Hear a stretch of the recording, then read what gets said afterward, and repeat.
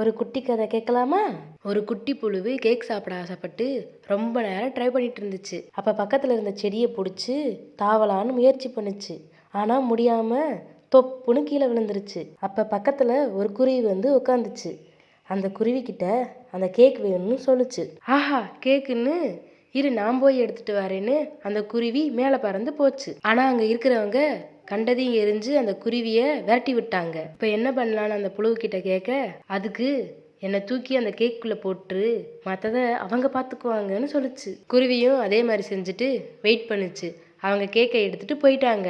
அப்புறம் அந்த கேக்கில் புழு இருக்கிறத பார்த்துட்டு, புழுவுன்னு எனக்கு இந்த கேக்கே வேணான்னு தூக்கி டஸ்ட்பினில் எரிஞ்சிட்டாங்களாம். புழுவும் குருவியும் நம்ம ஜெயிச்சிட்டோம் அப்படின்னு கத்திக்கிட்டேன்னு கேட்க வயிற்றுக்கு ஃபுல்லாக சேர்ந்து சாப்பிட்டாங்களாம். அவ்வளோதான், கதை முடிஞ்சு. இதில் இருந்து என்ன தெரியுதுன்னா, முயற்சி திருவினை ஆக்கும்.